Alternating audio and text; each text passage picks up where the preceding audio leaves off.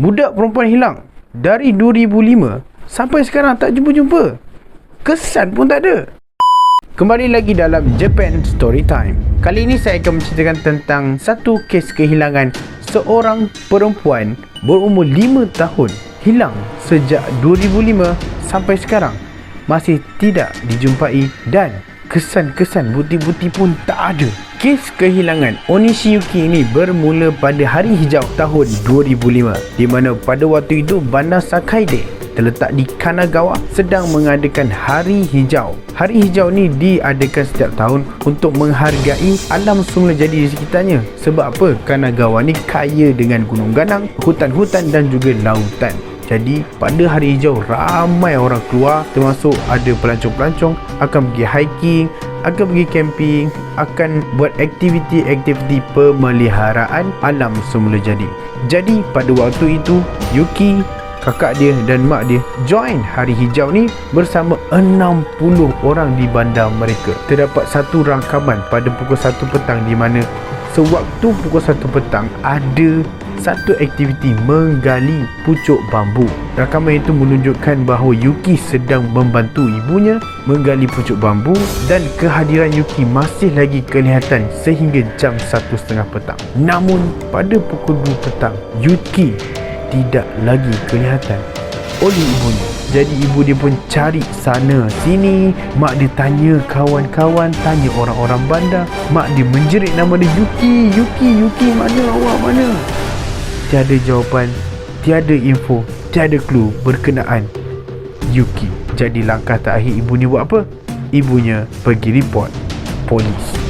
Selepas dilaporkan polis, maka pencarian Yuki telah dijalankan. Pada pukul 4 petang, polis, volunteer, komuniti dan orang-orang sekeliling seramai 100 orang termasuk anjing polis cuba mencari Yuki di kawasan yang dia hilang, iaitu kawasan hari hijau tu. Mereka mencari dari pukul 4 petang sehingga pukul 9 petang masih tak jumpa Yuki.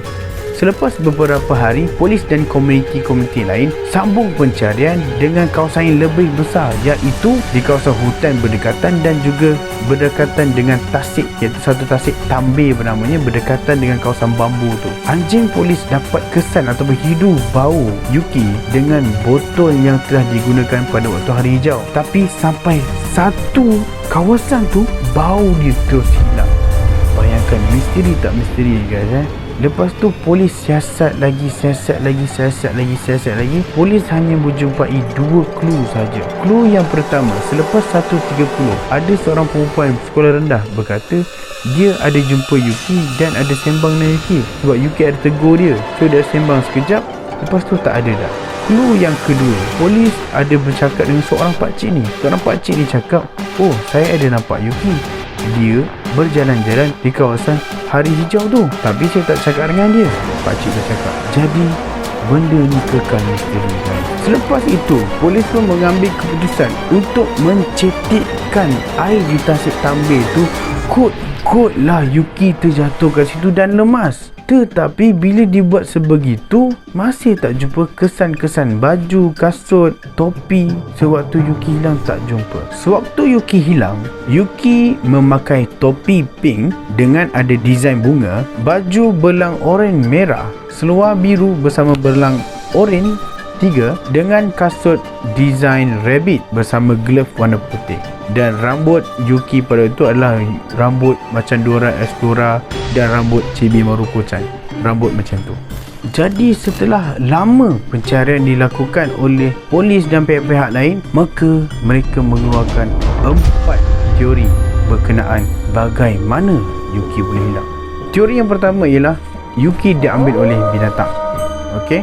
Teori ini mengatakan bahawa mungkin Yuki diambil oleh beruang, burung yang besar dan sebagainya. Tetapi teori ini masalah dia apa? Dia boleh disangkalkan dengan yang pertama, kalau dia diambil oleh binatang, di manakah dia punya pakaian dan alat-alat peninggalan macam kasut ke, topi ke, baju mesti ada tinggal ataupun darah. Sebab apa? Binatang takkan ambil nak bela, mesti nak makan, betul. Dan teori ni lagi satu, kalau diambil oleh burung misal kata, burung tangkap dia bawa naik atas, Polis tak jumpa apa-apa bulu burung yang ada di kawasan hutan tu, tak ada. Jadi teori ini boleh diketepikan. Teori yang kedua ialah mungkin Yuki terjatuh dekat tasik tambir tadi tu dan lemas. Itu teori yang kedua. Tetapi masalahnya teori ini boleh disangkalkan lagi. Sebab apa?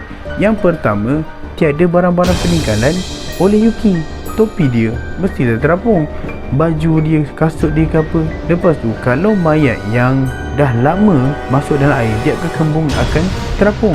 Tak ada pun macam tu. Jadi teori ni pun boleh disangkal. Yang ketiga, teori di mana dia sesat di hutan sampai dia tak jumpa jalan keluar. Baik, sesat di hutan ni adalah teori yang ketiga dan orang kata 50-50 lah. Tapi masih boleh kita menolak teori ni. Sebab apa?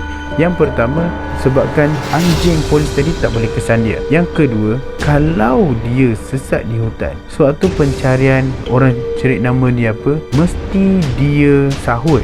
Dan ketiga, Yuki ni dia tahu jalan balik. Mak dia kata kalau dia pergi tempat yang jauh dan dia takut, dia akan patah balik.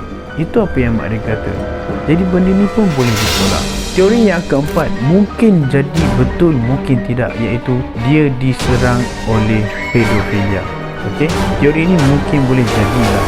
Yelah, sebab apa? Antara tiga teori yang atas, dia mungkin tak ada bukti. Kalau diambil oleh orang, dicolik dan sebagainya, memang tak ada apa-apa bukti kan. Tetapi benda ni satu hal je. Pada waktu kejadian tu, polis cari kan macam-macam dan interview ramai orang. Dan Kanagawa ni tempat yang kecil je, tak ada seorang pun nampak seorang memegang luggage atau beg yang besar sebesar yang boleh kita masukkan budak di dalam tu. Tak ada seorang pun. Walaupun kita tahu waktu tu semua orang busy, mungkin ada turis lain, dia memang adalah tempat yang dimana sesuai untuk menculik seorang budak, tapi tak ada seorang pun yang bawa luggage yang besar yang boleh memuatkan budak masuk dalam tu. Jadi teori ni boleh jadi 50-50, boleh jadi betul, boleh jadi salah. Jadilah korang, disebabkan benda ni tak selesai, korang rasa apa teori yang korang ada untuk selesaikan kes ni? Kalau tanya saya, mungkin saya kata dia hilang di alam lain. Tapi bukan kat Shah Alam lah. Kat Shah Alam kat Malaysia Okey, itu saja untuk hari ni. Bye bye.